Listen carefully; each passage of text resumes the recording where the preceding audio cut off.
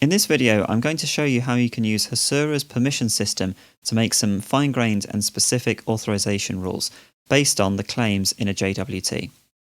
If you haven't watched the previous videos in this series, then what we're doing is we're implementing this simple blog, and so far we've integrated auth0 and configured Hasura so that it will reject any requests that don't have a valid JWT in the header.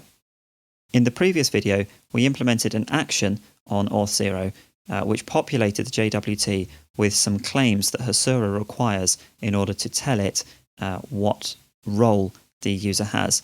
And we just hard-coded it to always return a role called admin. So at the moment, even if we create new users, they'll all have the same role.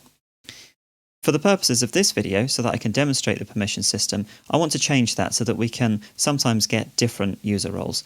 And so I'm going to do that by going to my auth0 dashboard, going to Actions, Custom, and then find the role that we created before. And then I'm going to edit it in a slightly crude way that's just for testing for now. I'll be making a better implementation in future videos. What I'm going to do is I'm just going to write an if statement that checks whether the user ID is equal to a specific user. So the first user I created in my system happens to be called admin. That doesn't actually matter, but the point is I'm going to get a specific user ID. This user is now going to act as my admin user because I'm going to put this if statement that means if that's who they are, they will always get these claims that make them the admin. And if they are not that user, then instead they are going to get a different one that I'm just going to call user. So let's deploy that. And let's test it quickly. So first of all, I'm going to log out and I'm going to briefly log back in as the same user because I just want to test that that action worked correctly. That'll trigger it by logging in. It'll force me to get new claims. So let's copy this access token, paste it into jwt.io. And you can see that we do still have the admin role, so that's good. But if I were to log out and then sign up as a new user, which I'll just call user1, but again, it doesn't actually matter what they're called. Any new user now, if it's worked, we'll have the user claim. Let's find out. So let's copy that token. Yeah, and as you can see, now we have a user role. So this is going to be useful for us to start demonstrating the differences between different roles. In fact, you may have noticed just then that the differences are already evident because although we're logged in, we actually can't get any blog posts. And that's because we never told Hasura that we wanted the user role to be allowed to do that. Let's look at where that is. So if you go to your Hasura console, go to Data, and let's start with our blog post table. If you click on Permissions, you'll see that by default, Hasura has an admin role that has access to everything, but that's it. And of course, our role in this case is now user, and that's why we can't access this endpoint. Just a quick note about the Hasura admin role. Although I am using it for this demonstration, I would recommend that you never actually use the admin role as part of your production system. Partly just for security, because then it ensures that you are always making explicit decisions about what is and isn't allowed. But even for your actual system admin users, I still recommend avoid using it when you're actually interacting with the API because it has a few problems that I'm going to point out as you go along. So I would suggest that if you have a site admin, I would make a role called site admin and then give them all the permissions that they require. Anyway, let's start by fixing this problem where we can't get hold of any blog posts. So let's first of all add the user role, which is the role that's causing the problem. And then let's go to select and we'll change the permissions here. I'm going to say allow the role user to select rows, and let's say without any checks. We will look at the custom checks in a little bit. You can see we can also select which columns they're allowed to access. And again, for now, I've got no problem with any of those. So let's save that. And let's see what the effect of that is. So we still have an error, but you might have noticed the error message has changed a little bit. If you look carefully, the problem is that we don't have access to the activities field this time. Also, I should just be clear that what it's saying here actually is field activities not found in type blog post. So it makes it sound like we've made a mistake, like we're trying to access a field that doesn't exist. But that's the error that you will always get if there is an authorization problem, because Hasura doesn't want to leak information to a potential attacker about what endpoints are available. So if you ever get an error saying this query or this mutation doesn't exist, or this field doesn't exist, although that could be because you've made a typo and that's always the first thing to check, if you still can't see what the problem is, it's almost certainly a permissions error. Anyway, we would have expected this to work because we did add an activities field onto our blog post, which we did via a relationship. But the thing is, we don't have permission to get things from the related table. So the activities field is getting all the relevant records from the blog post activities table. And so that means we need to give ourselves permission for that table as well separately. And then we'll do the same thing. We'll say you can select without any custom checks. There we go. And let's see if that's an improvement. Oh, that's not an improvement because so it's now saying it can't find the field ID. So again, what that really means is we don't have access to the ID field, and that's because I kind of rushed through that and I forgot to select the columns. So that's a good reminder that you need to do that. So let's refresh now. And that's looking better. We can now access the blog posts. Of course, what we don't yet have permission to do is to create a new blog post, because for that we're going to need insert permissions, and we didn't configure that. So let's do that next of all. And in doing so, I want to show you something else quite cool. So go to your blog post table, go to permissions, and let's click on insert. And I'll say we can insert without any custom checks. Which columns? Well, you might as well be as restrictive as possible. That's usually the best thing to do. And of course, lots of these get automatically generated or have some defaults. So let's go for title and content. We don't even need to do is published, because they can update that later, but they can't.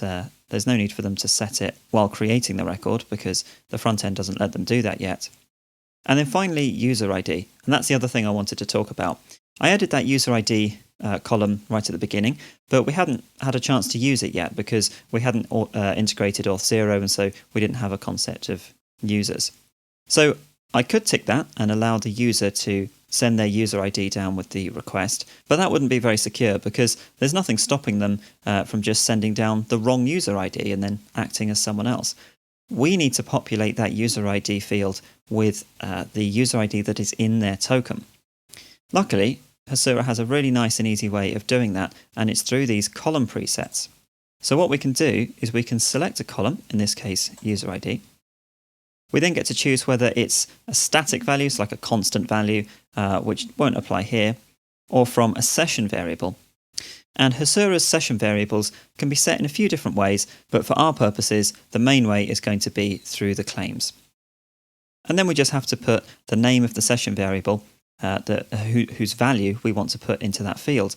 And it'll have exactly the same name as the claim. So if we go back to the token, remember that the claim that we added was X Hasura user ID. And so that, obviously, is case insensitive, but user-ID is going to be the name of the session variable. This feature, by the way, is one of the other reasons why I really recommend that you don't use the admin role for any of your actual application users, because basically you can't do this with the admin role. I'm going to save this permission, but you'll notice that with the admin there is no ability to change this. So I don't know if that's just an oversight in Hasura's functionality, but either way, I just don't think it's a good idea to use admin anyway. So that's worth bearing in mind. Hopefully we can create blog posts now, so let's go and test this. So I'm going to put test post, and I'm also going to put unpublished after it, and I'm doing that for something that I want to demonstrate after this in anticipation of that. So let's submit that, and you can see not only did it work, but you'll see that it's also showing the user ID. So I'd already configured the front end. I already implemented this in the front end so that it will always try to get the user ID and it will only display it if it's present. Obviously, up until now, it hasn't been present. But this is confirmation that the preset, the column preset, has worked, because it's taken whatever user ID we had in the JWT claim, and then it's put that automatically into the database. So that's worked really nicely. The final thing I want to show is some of Hasura's more advanced abilities with creating quite specific row-level authorization constraints. To do that, I just want to create a few more posts that I'm going to use to demonstrate that. So I want to create a published post as well. So that's that one. Now I'm going to need to publish it. And of course, we don't have permission to do that because that requires an update. So let's quickly go sort that out. So update, I won't have any custom checks right now. But let's just, so again, I think it's good to be as restrictive as possible. Currently, the only field you can update through the front end is the is published field. So I'm just going to keep it on that. Back to the front end, and that should allow me to publish. Well, it didn't crash, so I think that's a good sign. And now, to help me demonstrate the thing I want to show you, I'm going to create another user. So I'm going to log out, and I'm going to create a new user that has, so this of course will also have the user role, so it'll have the same role as our user 1. As I said, I want to avoid using the admin user from now on. So I'm going to create that user. And then I'm going to go and do the same thing for this user, so I'm going to make an unpublished post and a published one, and then I'll explain what it is that I'm trying to do here. So now we've got two users, same role, but different user IDs, and you can see the user IDs different here, by the way, and they've each got one unpublished post and one published post, or at least they will do once I've published this. So what I've decided for my blog is that I only want users to be able to see the published posts from other users, which I think is actually a pretty likely scenario. So if you've just created a blog post but you haven't published it, then it's kind of still in draft, and therefore only you can see it. And we can achieve that through Hasura's permissions nice and easily using their row-level permissions. So back to the console, and again, blog post permissions, and I'm going to go to select, and I'm going to edit the permissions that we have. And under row select permissions, this time I'm going to say with a custom check. And here you can define some really explicit rules. Let's start with something simple. Let's add a check that says that I should only be able to see the rows in this table where the user ID column matches my user ID. So forget about the published unpublished thing for a moment. We'll get onto that next. But first of all, it's just I can only see my own posts regardless of their publication status. That's nice and easy. All you do is in this drop down, we can click user ID equals, and you'll see it's such a common thing to do. It's already got a suggestion. We can set it equal to, or check if it's equal to the user ID session variable again. So this again is referring to whatever is in the claim, in the token. So it's basically saying if the user ID in this row of the table is equal to the user ID in the claim, then you are allowed to see this thing. Let's save that and see what difference that has made. Let's refresh. And now you can see we've only got two posts. We've only got the two posts that we created. And if you want to test it yourself, you'll see that if you log out and log in as user 1, you'll only see the other two posts that that user created. So that's a good start. But we wanted this slightly more complex situation where this thing only holds for unpublished, and that for published posts, anyone can see them. So let's change this instead. So you'll see that you've got all these complicated, well, say complicated, you can build up very complicated logical expressions made up of ands, ors, and nots, and also exists for checking whether some value exists in an array. And so in this case, what we want to say is that either, so there's going to be two possibilities. Either it is the case that what we said before, that the user ID is equal to the user ID session variable. That's one possibility. Or it is the case that is published is equal to true. So that way, if a row has been published, then this half of the OR statement becomes true, and therefore we can see it. Or if this thing is false, then this whole part of the OR becomes false, but this part might be true if we do own that record. So that will achieve the effect that we want. So let's save, refresh again, and now we should see an additional post. You can see that we can see, well, this test one that I already had that was published, but also we can see the published post from the other user. So that's not us. Look, our current user is this EO5. So we can see our own unpublished and published, but we can also see the published one from our other user. And again, if you want to prove it to yourself, you can log out and log in as the other user, and you'll see that the opposite is true there. So that was a demonstration of some basic Hasura permissions, but probably you can see how, especially with those row-level constraints, you can quite easily build much more complex rules as you need them. So that's all I'm going to cover for permissions. In the next video, I'm going to deal with the fact that in that auth0 action that we wrote, we had to hard code a user ID to decide which role they should have, which is obviously not a good long-term solution. So instead, I'm going to show you how you can keep a users table in your Hasura database, but also to keep it in sync with auth0.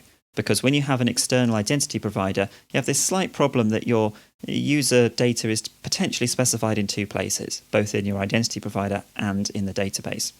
So we'll be looking at an example of how to keep those things in sync.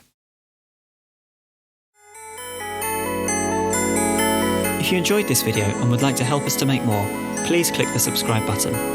Thanks for watching.